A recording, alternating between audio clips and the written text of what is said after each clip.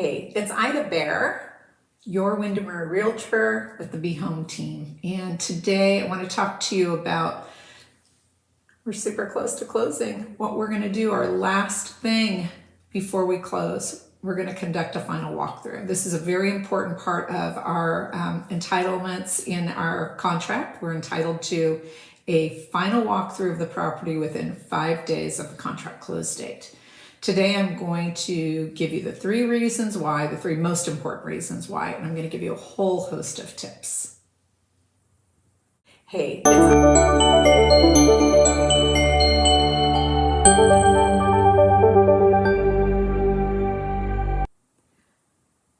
so you may be wondering why it is important to conduct a final walkthrough, or you may be saying, well, obviously we have to conduct a final walkthrough. The primary reasons, in my opinion, are to confirm that the house is vacant or the homeowners are vacating, unless we've set something up differently in our offer that allows them to stay beyond the closing date. We want to see a little progress.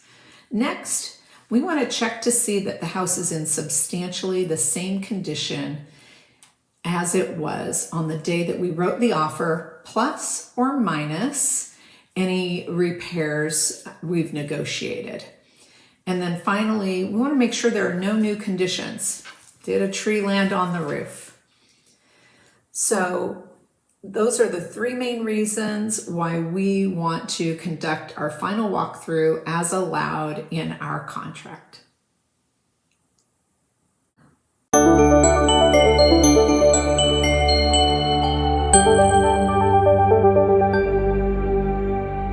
All right, here are my tips for our day of the final walkthrough. So number one, a checklist. Not a bad idea to make a checklist that takes you through the house from front door, kind of room by room, so that we don't miss anything. Next, let's please check all the appliances. Probably a great idea the minute we arrive to go in and start the wet systems like a dishwasher or washing machine if it's included. We want to check the heating and cooling. Now, if it's the summertime, we're not going to check the heating. It's not great for the system, and vice versa. If it's a wintertime, we're not going to check the cooling system. We're going to check all the plumbing fixtures. So what we want to do is not only run the plumbing, but if we can, we're going to put the sink stopper in, fill up the sink a little bit, release it. Big gush of water may show little drips, more than just water running through the pipes. We're going to examine the exterior. That should include our outbuildings. Any unexpected conditions, any unexpected items left behind. And then finally, we're going to bring a list of the repairs we've negotiated. If we've negotiated repairs, let's remember what those are, and that way we can look to see if they have been completed. Those are my tips for our final inspection.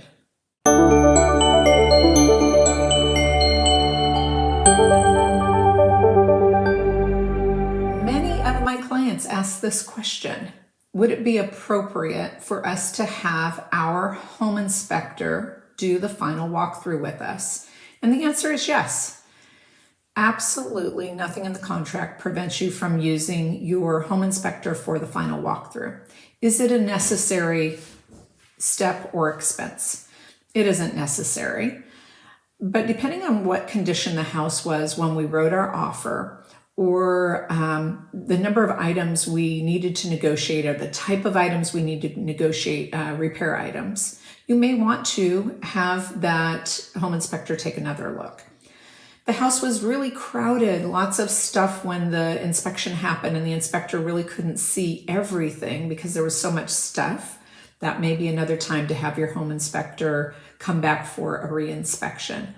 But I'm going to go with about 95% of my clients conduct their very own final walkthrough, and they might bring tools like an outlet reader to see all the outlets are working. They may bring a coverall so they can crawl into the crawl space. They may bring a ladder so they can get into an attic space. Whatever you feel comfortable with, what you think is going to help give you the best idea for what to expect when you're the homeowner, so there are no surprises after you close. That is what our final walkthrough is for. So I'm excited. We are almost near the end. This is one of the final steps before closing, and I look forward to getting you to the finish line.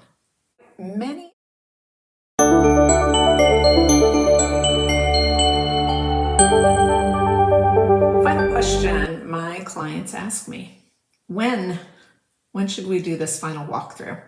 We know the contract allows us 5 days from closing. I think the answer really depends on what condition the house was in and how many repairs we needed to negotiate.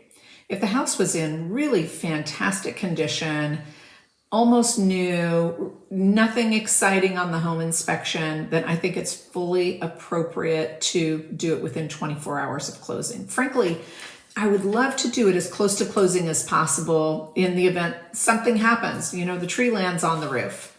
But if we had many inspection items we need to negotiate, lots of repairs we've requested, I believe it's smart to lean out maybe 4 days before closing. This way, when we walk through, if we find that the seller did not get everything done or something wasn't done to our satisfaction, that is going to provide us the time we need to let them know, hey, the such and such still isn't working correctly. What is the plan of action for that?